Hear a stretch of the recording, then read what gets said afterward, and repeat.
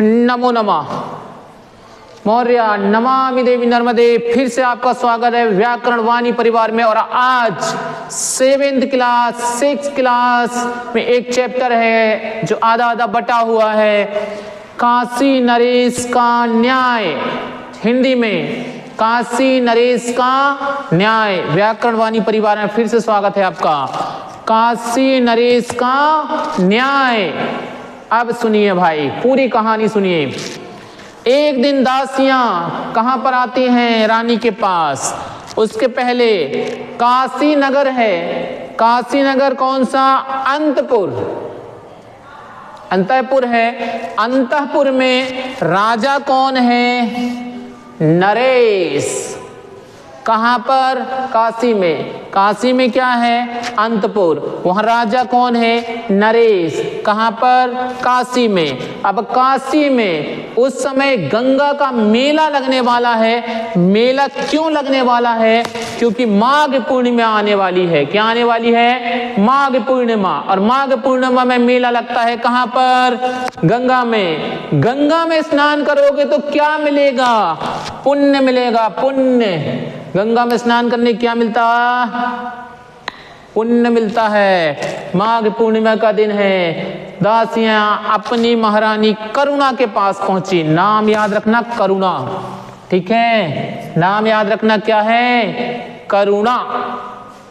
कहते हैं महारानी कल सुना है माघ पूर्णिमा है। महारानी बोलती हाँ मैंने भी सुना है माघ पूर्णिमा है। तो कल आप गंगा स्नान चलिएगा।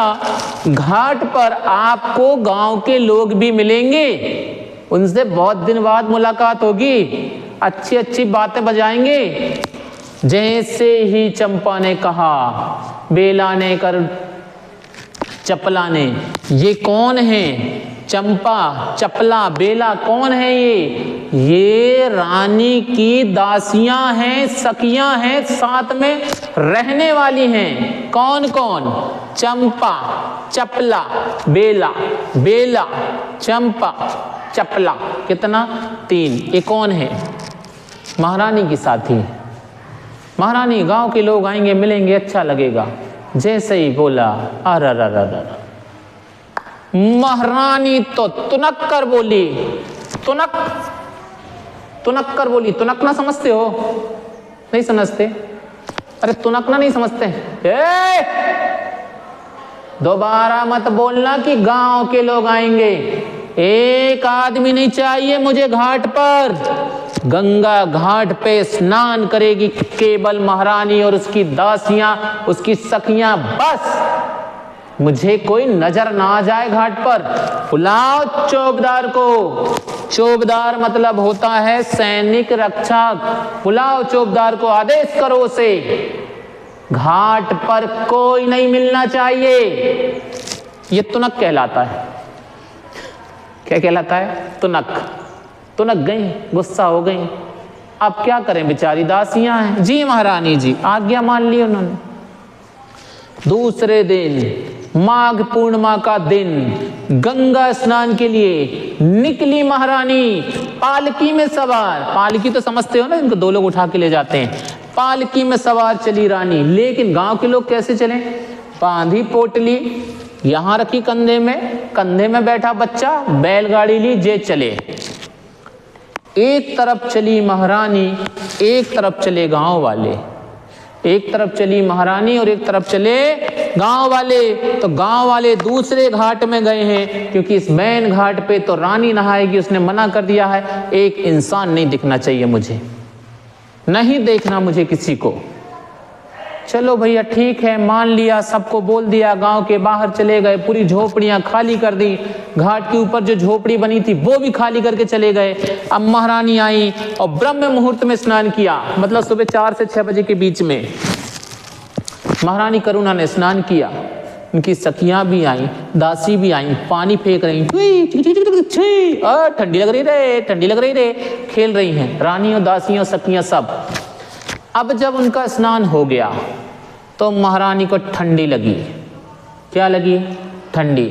और उन्होंने कहा जा चंपा, चंपा जाओ, नदी कि आसपास से कहीं लकड़ी ढूंढ के लाओ, लकड़ी से हम क्या करेंगे, आग लगाएंगे और आग तापेंगे, हमारी ठंडी मिट जाएगी भाई। जाओ।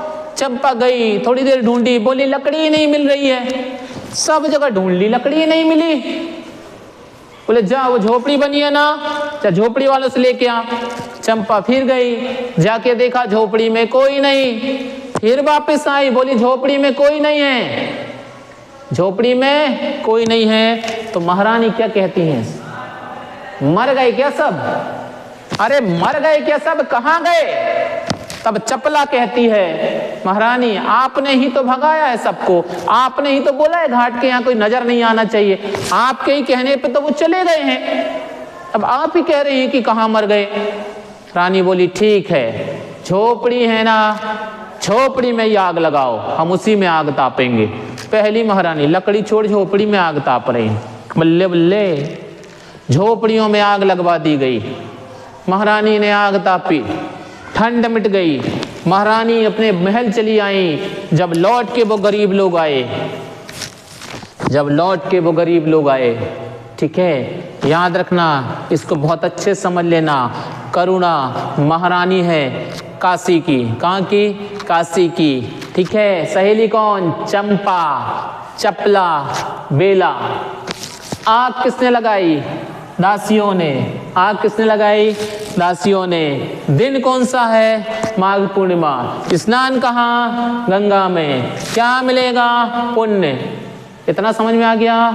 करुणा महारानी काशी की, गंगा स्नान करने गई, माघ पूर्णिमा का दिन, क्या मिलेगा? पुण्य। आग किसने लगाई? दासियों ने। चौबदार कौन? सैनिक, बेला, चंपा। ये कौन? सखी सहेलियां। और तुनक कर बोली कौन? करुणा। आग लगाने का आदेश किसने दिया? करुणा ने। सबसे बड़ी गलती यही किसकी? करुणा की। क्या कही? आग लगाने का आदेश दे दिया। चलो भाई, आधा हो गया। अब अपन चलते हैं किस पर? अब चलते हैं अपन काशी नरेश पर। अब आग लगा दी और जब गरीब लोग लौट के आए तो देखा कि सब राख हो गया। महल पहुंचे, बोलने लगे हम बर्बाद हो गए, हम लूट गए, हाय हम लूट गए, हम बर्बाद हो गए, हाय हम लूट गए, हम बर्बाद हो गए। किसने बोला? महिला ने, बुढ़िया ने। महाराज बोलते हैं क्या हो गया? अब महाराज के सामने महारानी के विषय में कोई बोल सकता है क्या? हिम्मत ही नहीं है। बुढ़िया फिर से बोली हाय लुट गए, बर्बाद हो गए। तब एक पुरुष बोला, पहला पुरुष, क्षमा करें महाराज, हम नहीं बोल सकते उनके बारे में। क्यों? क्योंकि महारानी की बात है ना। लेकिन दूसरा पुरुष नहीं रुका, उसने बोला, दूसरा बोला हमारी झोपड़ियां जला दी गई हैं, हम कहाँ जाएंगे, हमारे बच्चे कहाँ जाएंगे, हम तो भूखे मर जाएंगे। याद रखना, जब झोपड़ी जलाने का आदेश दिया गया था ना चंपा को, तब चंपा ने भी कहा था ना ना ना ना ना ना ना ना मैं नहीं जलाऊंगी। तो महारानी ने कहा क्यों नहीं जलाएगी? तो बोले इनके बच्चे कहाँ जाएंगे, ये तो भूखे मर जाएंगे, ये तो ठंड में मर जाएंगे। तब हम महारानी ने गुस्से में कहा था कि रानी तू कि मैं रानी, चल लगा आग। तो महारानी के आदेश पे आग लगाई गई थी। अब यहाँ वही बात आ गई, आग लग गई है। ये लोग शिकायत लेके राजापुर के पास आ गए हैं। राजा के पास कहाँ? अंतपुर में। अब काशी नरेश ने जैसे ही सुना कि महिलाओं की झोपड़ी जला दी गई है, गुस्से से क्रोध से लाल हो गए। बोले उस अपराधी का नाम बताओ, बताओ उस दुष्ट का नाम, जो कि महाराज जी सामने बैठी हैं, उन्हीं को बोल रहे हैं, उस दुष्ट का नाम बताओ, किसके आदेश पे जलाया गया, उसको सजा मिलेगी। तभी एक बोला, दूसरा वाला महारानी की आज्ञा से, महारानी ने आज्ञा दी थी तो उनकी दासियों ने आग लगा दी है और पूरी झोपड़ी जल गई है। क्या हो गई है? पूरी झोपड़ी जल गई है। तब काशी नरेश ने कहा हे महारानी, आपने जो ये पाप किया है, आपने जो गरीबों को कष्ट दिया है, आपने जो गरीबों को दुख दिया है, आपको भी 1 साल के लिए मैं परित्याग करता हूँ। परित्याग का अर्थ होता है छोड़ देना। 1 साल के लिए मैं आपको छोड़ता हूँ, आप राजमहल नहीं आ सकती, उसी झोपड़ी में आपको 1 साल रहना पड़ेगा।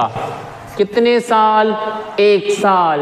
महल में रहने वाली करुणा अब कहाँ जा रही है? झोपड़ी में। तो वो झोपड़ी बनाई जाती है और आदेश दिया जाता है महाराज की ओर से कि अति शीघ्र, जितनी जल्दी हो सके इन गरीबों की झोपड़ी फिर से बना दी जाए। तो महाराज के सैनिक जाते हैं, झोपड़ी बनाते हैं और 1 साल के लिए वहां एक झोपड़ी बनती है और उस झोपड़ी में 1 साल के लिए कौन रहती है? करुणा। 1 साल तक वहीं रोटी बनाओ, वहीं खाओ, वहीं रहो, कहीं नहीं जाना है। ये है न्याय। किसका? काशी नरेश का। तो काशी नरेश ने न्याय किया है। महारानी हो चाहे कोई हो, सबके लिए अपराध एक बराबर है। इसलिए कहते हैं काशी नरेश का न्याय। मर गए रे, सांसें रुकने लगती हैं यार। नहीं, एक चीज़ अच्छा है, लेकिन अब हमारे वीडियो में हमें वो नहीं लेना पड़ता बार बार ब्रेक। नहीं, कुछ भी नहीं लेना पड़ता। अब तो सीधे शुरू हो जाओ और बनाओ और निकाल दो। सब या बेटा के शब्द नहीं रुक रहे अब। पहले तो एक वीडियो बनाने के लिए 15 मिनट लगते थे और वीडियो 15 मिनट का बनता था 1.5 घंटे में। हाँ, एक शब्द बोला, कोई भूल गए, फिर आए, फिर कुछ शब्द गलत निकल गया। अब नहीं होता।